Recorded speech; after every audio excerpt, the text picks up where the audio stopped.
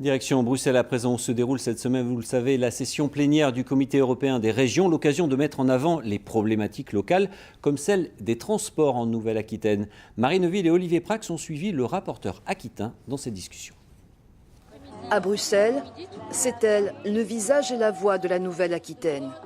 Isabelle Boudinot vient défendre le rôle des régions au sein de l'Europe. Son objectif, entre autres, mieux intégrer le territoire aquitain dans la carte européenne des transports, dont fait partie le corridor atlantique, et parmi ses priorités, 2 extensions ferroviaires. Vers la péninsule ibérique et Portugal par le Pays Basque et un vers la Méditerranée par Toulouse, Montpellier, Narbonne, ça reste à définir. Mais d'abord, il faut faire ce tronçon, bien sûr, entre Bordeaux et Toulouse. Et regardez tous une carte d'Europe, vous allez voir ce vide absolument sidéral que constitue le centre de la France. C'est une espèce de périphérie qui n'est pas considérée, qui est mal desservie. Il faut qu'on se batte, on fait du lobbying là-dessus. Des propositions soutenu par les eurodéputés français, en particulier pour la connexion Atlantique-Méditerranée.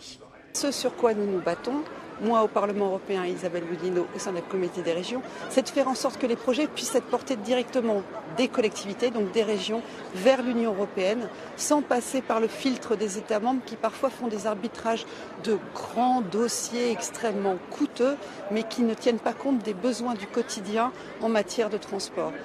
Autre perspective, intégrer le port de La Rochelle au couloir atlantique, jusque-là retoqué. La Rochelle est le seul port en eau profonde de la façade atlantique. C'est également un port en forte croissance, extrêmement dynamique. C'est le premier port céréalier de France. C'est également le second port en termes de fret ferroviaire. Et donc, dans une logique de durabilité des transports et de renforcement de la multimodalité, c'est extrêmement important de renforcer ce port en particulier. Depuis 2014, la région a reçu près de 100 millions d'euros du Fonds européen pour les transports. Reportage à Bruxelles de Marie Neuville d'Olivier Prax que l'on rejoint en compagnie de la vice-présidente de la région, rapporteur de ce comité européen des régions.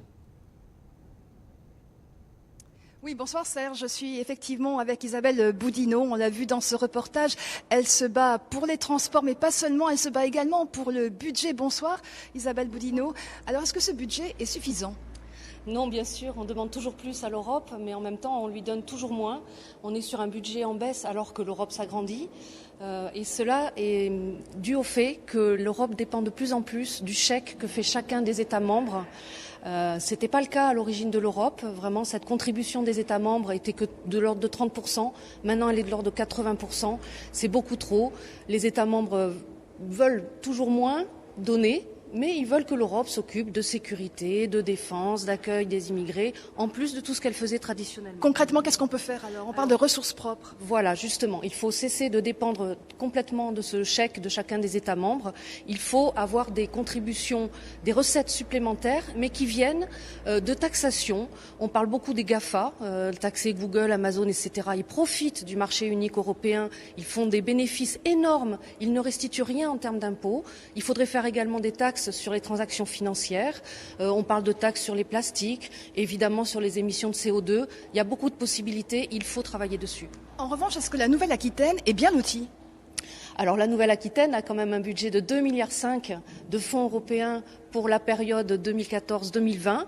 C'est des sommes considérables que l'on attribue à l'ensemble vraiment de tous les acteurs aquitains. C'est pas que les labos de recherche, c'est pas que les grandes villes, c'est le développement rural, c'est du transport, c'est vraiment une foule de choses, des centaines de dossiers. Il faut le savoir, l'Europe agit au quotidien.